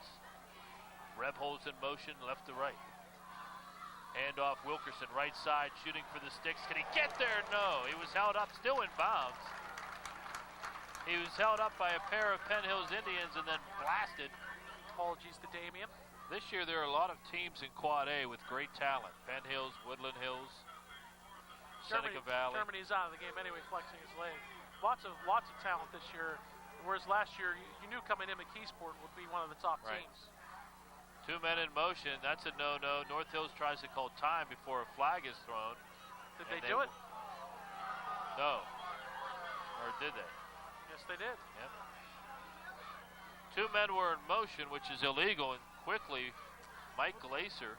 The ball has to be snapped, though. I believe that's not a dead ball penalty, like a procedure. That's a motion penalty. Yeah. Alertly called timeout, so good job. Costs his team perhaps a precious timeout, but it saves them an even more precious 5 yards as they are lining up for a 4th and 3, a very important play. So good job by the junior quarterback, Mike Glaser, for North Hills. Also Upper St. Clair, North Allegheny on that list of talented teams, but I think what it's going to come down to is, again, the team that stays the healthiest, and that was a big part of McKeesport's success last year. You can have great talent, but that talent's got to be in the field. The team, if you're going to talk about Butler, who's 0-1 after last week's loss, they returned every starter from last year, or at least guys who started at the end of the season did return. And team Seneca Valley, like we're going to see next week, there's a team with 26 seniors returning, so they're going to have depth. Penn Hill showing its depth and its innovativeness. Is that a word? No. It's ingenuity. How about that word? By putting Ron Graham in the backfield, and that adds more depth. Yep. With we're talking about Dwayne Thompson missing tonight's game with a knee injury. Gives opponents something to think about. Pitch to Arrington on the 4th and 3. He will get the first down, a lot of it on his own, as he ran into Graham and also Justin Cole, but pretty much pushed them back down to the 18-yard line. And it'll be 1st and 10 for North Hills as the drive continues, and the North Hills continue to have success on 4th down. And Graham, the outstanding junior for Penn Hills, brings down the outstanding junior Arrington for North Hills. But you have to give, Glasser credit. If he did not call a timeout, it would have been for mute. It would have been 4th and 8. So it works out right now to North Hills' advantage, and we have an official timeout. You talked about Butler. A lot of expectations for them this year, and of course this tough North Hills team, perhaps the toughest team of the Quad North Triumvirate Penn Hills will face before their conference opener against Plum in 2 weeks is coming up on the road next week. Terry George in his final year at Seneca Valley, and a lot of teams, the consensus is North Allegheny is the team to beat in the Quad North, but right behind them, perhaps better than Butler and North Hills, is Seneca Valley. Ron Graham has to come out with a helmet problem. And you talk about the Quad East is always tough. And Penn Hills plays an excellent non-conference schedule that prepares them for those wars. Arrington dive right side, gets 2, lost his balance upon the handoff from Mike Glaser. And a lot of people talking about Penn Hills and maybe Woodland Hills as the cream of the crop this year in the Quad East. And it was the Woodland Hills game last year that ended up haunting Penn Hills. Tell you what, team to watch, I think, in the Quad East this year. 2 teams. Of course, John Fischetti Central Catholic Vikings will be tough to beat. And keep your eye on the Plum Mustangs. Penn Hills goes to Plum in 2 weeks for the section opener. And Plum has a lot of good players back from last year's team. At Plum, and it's always a heated rivalry as the 2 school districts right next to one another. Arrington on the soft pitch left side. One of the Penn Hills players had his jersey, but that's not going to stop LeVar Arrington as he goes over the 10, or down over the 10 to the 8-yard line. Was that Jeremy George? That was Jeremy George who did have the jersey. That's all George could get. You got to try to give him credit, but that's not going to bring. He had him at about the 14-yard line, and he still had his jersey even longer. But Arrington's strength was able to stay on his feet, and he dragged George and obviously stretching the shirt down to about the 8-yard line. And with the exception of the second play of the game, we are now starting to see what makes LeVar Arrington so special in this drive right here. 1:47 remaining in the quarter. Mike Glaser, handoff LeVar Arrington, this time right side, and this time nowhere as he's brought down by Damon Gibson. Talk about Raves, Damon Gibson has him, and great tackle. He was dominant for a few series defensively in the first half. knifed through, and for a man at 6'4" and 315, Gibson has outstanding quickness and agility. Showed it there, grabbed hold of Arrington's left leg and would not let go and dropped him for a 2-yard loss. He has a lot of colleges drooling, especially locally, the one with 2 T's at the end. Rollout by Mike Glazer. His pass intended for Chentis Pettigrew. Incomplete near the right side of the end zone. Near the pylon, if you will, with exactly 1 minute remaining in the third quarter. Now they've taken 8 minutes and 24 seconds, has North Hills on this drive. It started at their own 24-yard line after the punt by Zakia. This is play number 15. Ends with 2 T's. Has a P and I in front of it. Robert Morris. No.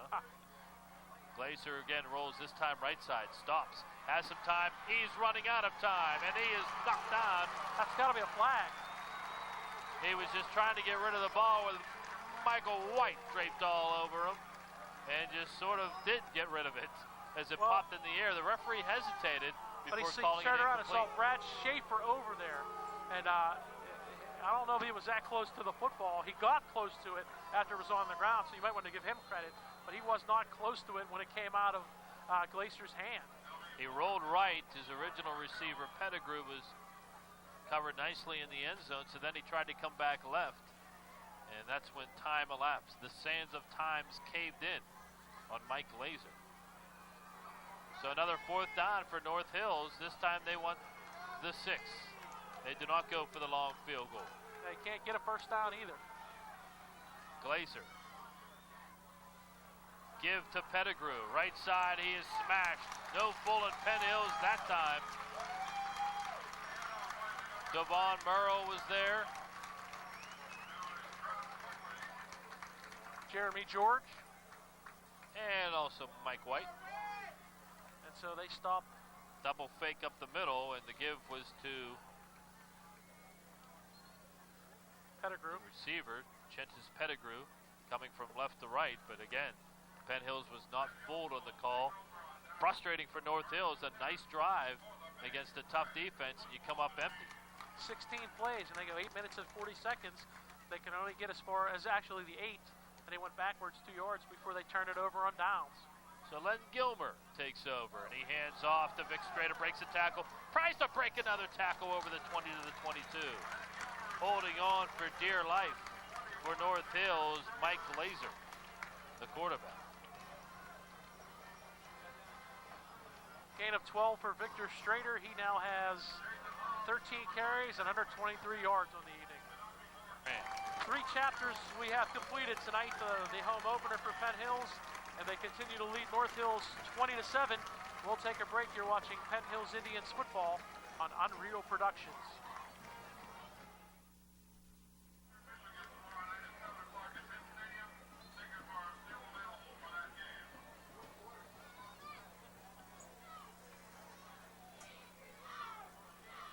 Fourth quarter about to begin from Penn Hills High School. The Indians with the ball at their own 20-yard line. 1st and 10, and there goes Victor Strader. Breaks off the right side. Strader could go. He's over midfield to the 40, 35, and knocked out of bounds. Victor Strader ran into a pile up the middle, bounced off, took off right side, and he is gone for a run of 54 yards, 45 yards. You're a little dyslexic on that, but his big gainer, and he's having a night. That'll give him 168 on 14 carries. That's a nice piece of work. He gets a much-deserved break on the Penn Hills bench. Gilmer, I formation, hands second man through. It's Ron Graham again. With Dwayne Thompson sidelined with a knee injury, Ron Graham, the tight end, has seen a lot of action in the backfield. We'll take time to smile down on the cheerleaders. They have done a nice job here in front of a nice crowd. Opening night. Home opener, I should say, for Penn Gramps, Hills. these players got to be eating more bananas, you're saying. They need that, Potassium. they need that potassium. It was supposed to be chilly and rainy tonight. The rain's held off. How about today? It was beautiful. And it's not really chilly. We can't catch a break. We need rain. We can't get it. We don't need it. We get it. And I talk about the weather and a breeze blows our papers away. Third man through, it is Victor Strader. The full house backfield. Strader, not much. It'll be 3rd and long. Might have even lost a yard. 3rd and 9 for Penn Hills coming up. The clock is their ally as they are up by 13. And with North Hills taking 8 minutes and 40 seconds off the clock, that became a disadvantage. And if they were able to score, it would have been a big advantage. But since they came away with no points, obviously, you've got to give the Penn Hills defense credit. All their tongues had to be hanging. Gilmer handoff Strader. Oh, he's having a heck of a night as he breaks through a hole down to the 20-yard line.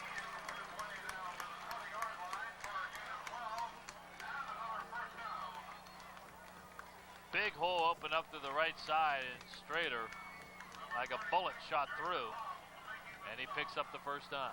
179 and counting for Victor Strader. And Victor, only a junior. Huh. So Hey, there's a lot of talent in the junior ranks. You look at this Penn Hills roster, and there is a lot of underclassmen on this squad that play pivotal roles.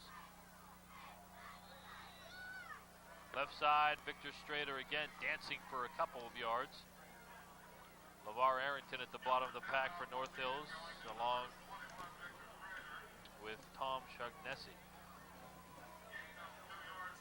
And we talk about Strader, that'll give him 180. You have to give credit to we talked about the offensive line, and Penn Hills has opened up some nice holes. Mike White and Damon Gibson are the guards, Jared Smith in the center, Corey Connors, and Kevin McCoy, who left with a little bit of a back injury and was replaced by Karavlin. They're doing a nice job. Gilmer fake to Graham, give to Strader over the right side, fake to Livingston, I should say, and now Livingston holding his right leg. Hills. 3rd and 6 for the Indians. Give the big Ron Graham over the middle. Had to get to the 10 for a first down. He's short. It's going to be 4th and about 2.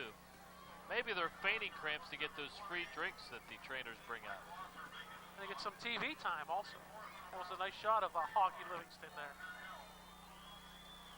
Sure he'll have modeling in his future. And there's Jeremy George, one of the Indians with a cramp, down on the sidelines running. There are several Indians who are still trying to stretch those legs. It is 4th and 3. Neil Gordon will go for it. Give to Graham. He will get the first down. Barely got the football as Gilmore was crushed as he was handing off to Graham, the second man through. But Graham did a nice job holding onto the ball, busting up the middle over the 10. It will be 1st and goal for Penn Hills as they try to put the final nail in the North Hills coffin. With less than 8 minutes remaining on the turning clock, Penn Hills leading 20-7. And Gilmer comes in from the sideline. Mike White checks in with him, and Corey Connors comes out. We've been impressed with Corey Connors the first 2 weeks. He's done a nice job, and you talk about size there, 6'2", 244 as a senior. That's another, some good size. Penn Hills with great size on the lines. Gilmore hand to Strader. Arcs over backwards trying to get extra yardage. And got it down close to the 6. LeVar Arrington on the second play from scrimmage, a 69-yard touchdown run. North Hills had an early lead. After a LeVar Arrington fumble, Ron Graham punched in his first touchdown of the year, a 2-yard run. Victor Strader broke open a 40-yard run late in the first quarter to make it 14-7, and then Graham an 11-yard touchdown run early second quarter. I look for that play again here off of left tackle. Pitch out it is Strader. Eludes one would-be tackler, and then is swarmed by a whole mess of North Hills Indians. He got around Jason Hobbs originally, but then he had about 5 or 6 white jerseys waiting for him. It wasn't the same type of play, a pitch out over left tackle, but this time to Strader instead of Graham, and North Hills a nice job of shutting it down for a loss of 2. 3rd and goal now for Penn Hills, and ball just outside the North Hills 10-yard line. Again, I think Neil Gordon would love to punch it in and really put this one away, but even if the ball is turned over on downs eventually, you're looking at probably less than 5 minutes North Hills will have to work with to score twice and drive the ball at least 90 yards. Timeout Penn Hills. This has been the longest third quarter, the fourth quarter, since we got into the fourth quarter. It's so long, it's now the fourth We've quarter. had cramps and timeouts and stoppages. And I don't think that's a timeout Neil Gordon wanted. Do you Penn think? Hills, not at all. Absolutely not. You want to keep the momentum going. Even if you take more time off and maybe hit a field goal attempt and you can't get any points, you leave North Hills with a long drive, and they still need to score twice to take the leads. And they've showed trouble scoring, aside from the 69-yard run. The 2 times that they got down close, they've turned the ball over on downs deep inside Penn Hills territory, and they muffed a snap on a field goal attempt. The holder, Matt O'Keefe, got dropped at about his own 20-yard line. They were setting up for a 30-yard field goal attempt. And that time of the game, it would have made it 20-10. I'm going to put you on the spot. By the time this game is aired, obviously, the results of tonight's North Allegheny Upper St. Clair game will be known.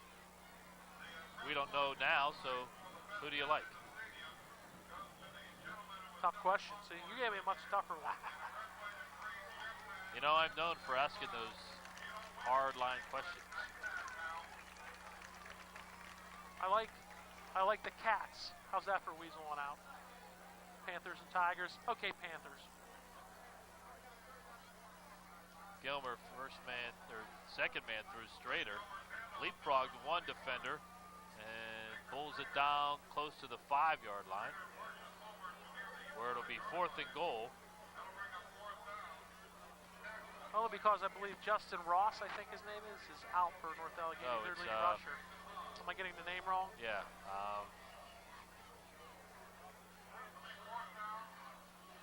There comes the key on for a field goal.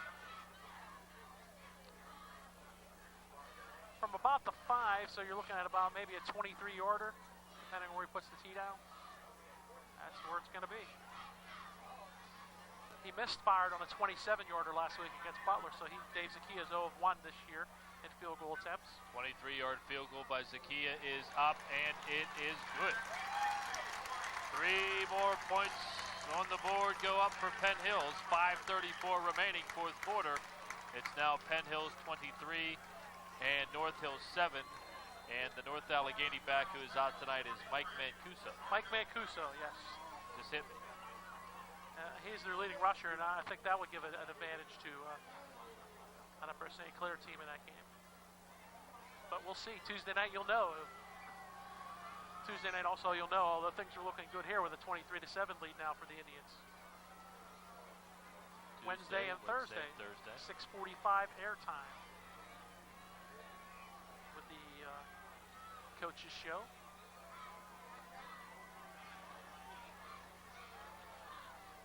The outspoken one, Neil Gordon. Penn Hills taking 7 minutes and 10 seconds off the clock after North Hills drive consumed 8 minutes and 40 seconds. 28 plays run between both squads, 29 actually. And Penn Hills goes 13 plays and they drive to the 5 from their own 10. So that's an impressive drive. Talk about voices for broadcasting. How about the combination of Neil Gordon and Bill Lynn?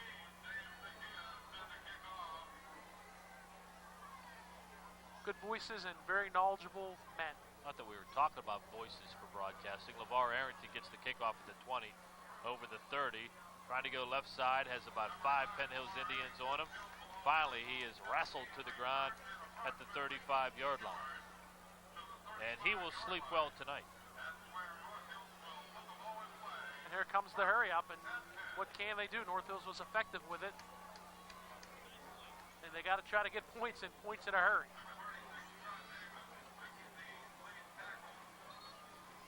Glazer. Scott Davis made the tackle on that kick. They need 2 scores and 2 two-point conversions in just over 5 minutes. Glazer, pitch out to Tom Martin. Martin on the right side follows his block nicely. And the blocks end where he is brought down at the 38-yard line. Almost too nicely, ran right up the back side of his lineman. Gain of about 2, maybe 3. there's a flag down, 2 scores way in the defensive backfield, the flag is, but 2 scores and 2 two-point conversions just to tie Yes. at 23, and there's 5:09.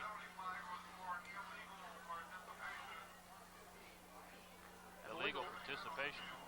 What, a cheerleader go out there? That's against Penn Hills. Too many men?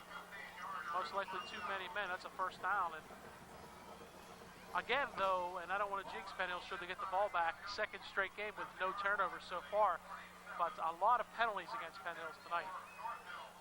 That's one thing Coach Gordon, when he sees the film, will not be happy about. 7 for 65 yards. Some silly penalties, too. Glazer back to pass hit as he throws and ends up throwing it into the turf. Right there for Penn Hills was Devon Burrow. And Morrell's played a good game. He's made a lot of nice tackles, and with the leg cramp problems that Penn Hills is having, they've been having to shuffle people in and out. And with Thompson not playing, also Morrell has had to play some defensive back, and he's done a nice job.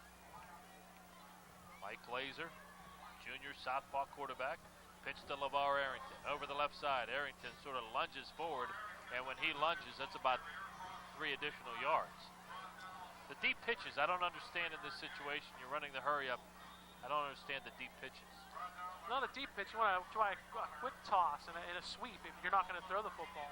Well, the first run by Martin especially, that deep pitch. Correct. Well, you pitch to Arrington, and anything can happen, Yeah. obviously. But you're right. You make a good point. Those plays take entirely too long to develop. Arrington hobbles off again. Glazer, first man through. It's Wilkerson. We haven't seen him run in a while. That was Martin. Was it Martin? So Wilkerson hasn't played in a while. He's out there, just hasn't carried the ball. And now it's 4th and 7, and pretty much the game right here for North Hills. Glazer again on the hurry-up offense. Split backs. Glazer goes back to pass. Looks, flutters it out, and it is dropped. One of the Penn Hills Indians went for the pick, and he missed it.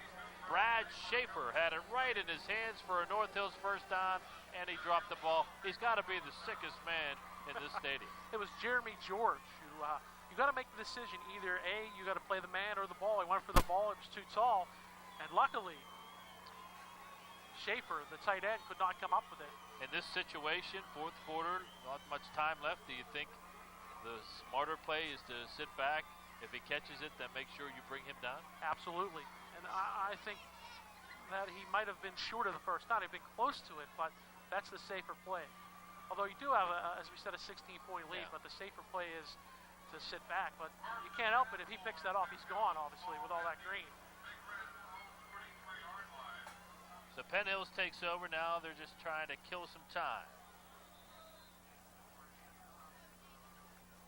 And the handoff doesn't get much. The Penn Hills Indians, Eric Hayden. Or Eric Haddon. It's Eric Haddon, yeah. He carried once last week. And I'm sure you'll see this now. You probably won't see, aside from maybe Gilmer, who will probably eventually come out. Penn Hills starters coming out, and they get a well-deserved round of applause. Gibson, Offensive linemen. McCoy, Fitzpatrick, White, they all come out. And they done good, if you will. Len Gilmer directs the backfield. And now he's going to roll right, quarterback keep, and Gilmer sandwich. And on the tackle, Tom Shacknessy. And also Jason Wetzel for North Hills. Eric Longo, one of the offensive linemen in the game for Penn Hills. I believe Jared Smith has stayed in the game. Center, you see Johnny Chinchilla and B.J. DiNatale has returned from his cramping problem. Which Haddon in the backfield. Gilmer stays in a quarterback. Jeremy George is getting some PT on offense. Also in on the offensive line, Sean Buterbaugh. Haddon, not much room on the left side, trying to run behind Rashad Reed. It'll be 4th down as the clock continues to wind down. 2:35 remaining. Big Red up by 16. Dave Zakia almost forgetting his helmet as he comes on to punt, and he's done a nice job kicking the ball tonight and probably iced the cake with his 24-yard field goal.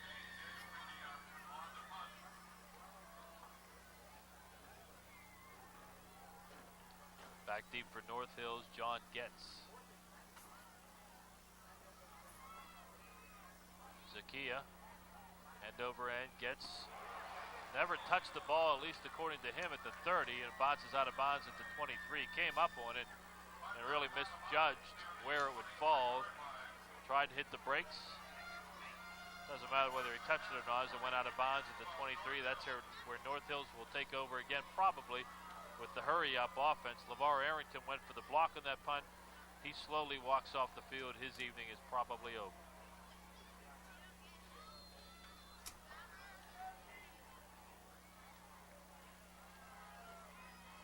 So Mike Glazer calls the signals and gives off to Tom Martin, and actually both Glazer and Martin were tackled in the backfield by Damon Gibson. Also, he didn't care who had the ball, they were both going down. Also, Morell in there, Devin Morell, and again, we have a flag down. It'll be a loss of 3. We'll see what the call is. It looks like a personal foul coming up against Penn Hills. I figured that. Again, adding to the penalty totals now. 8 penalties and 80 yards. Gibson and White come out. They call it a night. Well, this is the kind of stuff where it really doesn't matter now, but you get into a tight game, and this stuff will kill you. You're absolutely right. Again, Martin and Wilkerson in the backfield. Pitch to Wilkerson. Left side, Wilkerson. Oh, and he is hit hard by Garrett Livingston and dropped at the 35-yard line. Minimal gain, if any. Again, the hurry-up offense for North Hills. There's a penalty. Pitch to Martin, flag is down. Martin is hit, spins off, and dives forward for a couple yards. It was Graham who hit him initially, almost decapitated him. It was Brad Tazarchek who gave everything he's got to sprint 45 yards to the sideline, didn't make it, so Penn Hills will be penalized for too many men. Was he not the quarterback at the famed Miracle of the Meadowlands? That was Joe Pazarchik. Oh, okay. This is Brad Tazarchik. Of course, this result much less disastrous than the Joe Pazarchik result.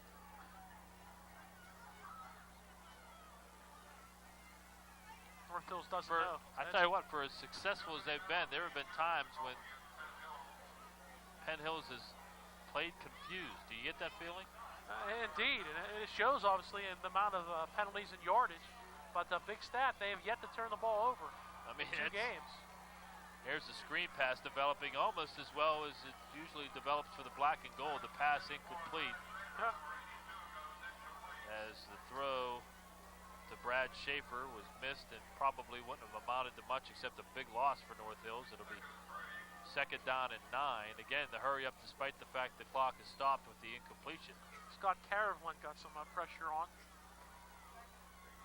2nd and 3, it is not 9. They forgot to mark the penalty yardage. Glazer, handoff. Martin has a big hole as he dives into Penn Hills territory over the 50 down to the 47-yard line. And what's that say about Penn Hills' performance when they have at times looked very confused and they're still going to beat a quality opponent like North Hills going away? It says they got some talent and they're going to win this game handily. Glazer pitch to Wilkerson, left side. Wilkerson has some room. Holding on to the ball is tackled short of a 1st down to the 40-yard line. Clock continues to tick now with 40 seconds remaining. Glazer again lines them up quickly. Give to nobody. Glazer, broken play, running for his life. Now he throws it away. I think that may have been intended to be handed off to Tom Martin, but never materialized.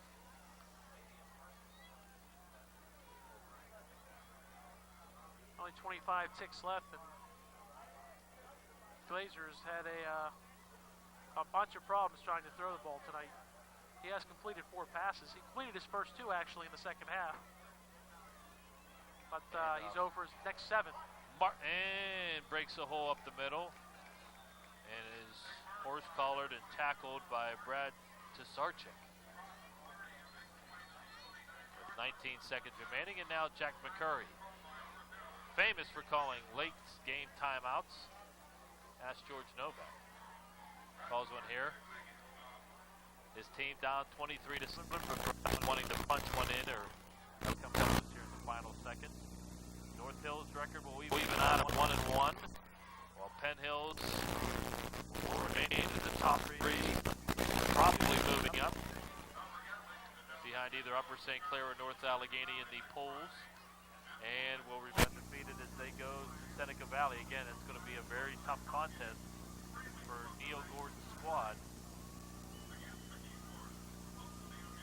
And then they open, I believe, on the road in Plum. They are at Plum. Next home game, we just heard Don Ireland say, Section 2 game, a big one. The Keysport comes to Penn Hill. 3 weeks. So you and Mr. Navari are going to be hitting the road for a while.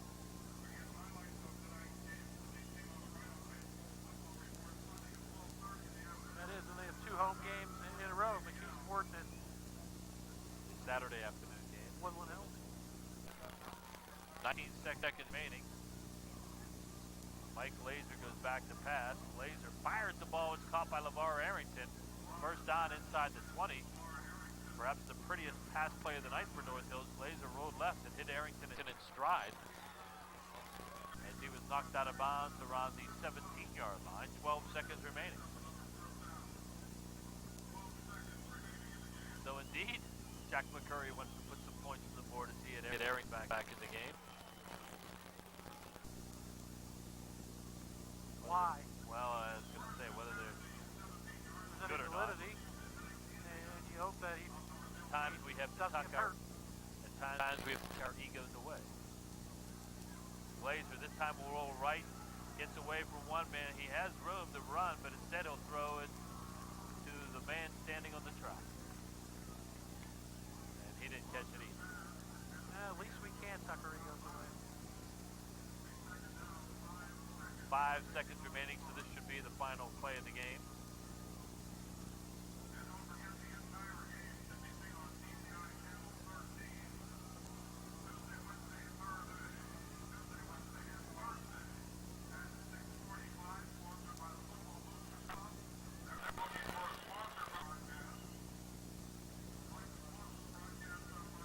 So 5 seconds remaining.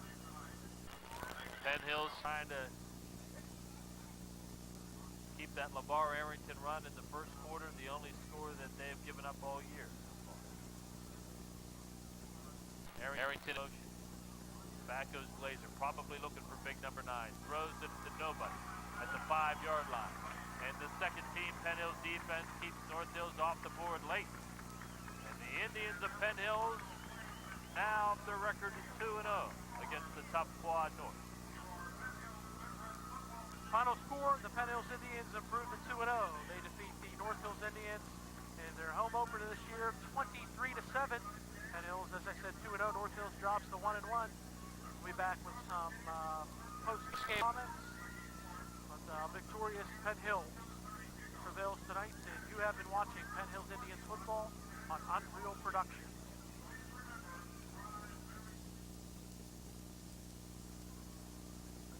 Welcome back to Andrew Yuha Stadium, and a victorious stadium tonight as the Penn Hills home opener, non-conference style, as a victory 23-7 over the North Hills Indians. And Dawn, an impressive night. They come into the game with a question mark. Their leading rusher from week 1, Dwayne Thompson, out with a knee injury, but they answered the bell quite nicely. They did. They showed that this is not only a talented team, but a team with great depth. Of course, they moved the talented tight end Ron Graham into the backfield, a new look that upcoming Indian opponents are going to have to practice for or against, even if Thompson does come back. He scored 2 touchdowns, and I think overall, except for the first play, the second play of the game, LeVar Arrington racing 69 yards up the gut for North Hills' only touchdown. Once again, the defense did a tremendous job. And defensively, they were able to shut them down. You mentioned the 69-yard run. A couple drives North Hills had, especially went to the no-huddle game. Penn Hills some trouble, but kind of a bend but don't break defense tonight for the Indians. Exactly. North Hills got no closer than, I think, the 15-yard line of Penn Hills. And I think most defenses, most really good defenses, will have that. I mean, no defense is going to continually shut you down, especially when you are a good team like North Hills. And, you know, they gave North Hills their yardage on a couple of drives, but again, the Indians came away without any points, the North Hills Indians, and that's the key. Again, the interior line play great for Penn Hills. Devon Gibson, Mike White, Corey Connors, Jared Smith, Kevin McCoy, a great job on both sides of the football. Great job indeed. I mean, that's where Penn Hill's strength is their strength in the offensive and defensive line, and they made Victor Strader's job very easy. Victor Strader had a tremendous night, did a lot of great things on his own, but again, he was running through some gaping holes thanks to his offensive line. Not an easy task next week. Their final non-conference tune-up before Quad East play. They have to take a road trip out to face the Seneca Valley Raiders. Neil Gordon will be happy with the results of tonight's game, and a lot of good things did happen, but again, there were a lot of mistakes, penalties especially. They stayed away from turnovers. They did have some trouble with penalties, a lot of lackadaisical penalties too, and you know, too many men and a lot of motion and that sort of thing.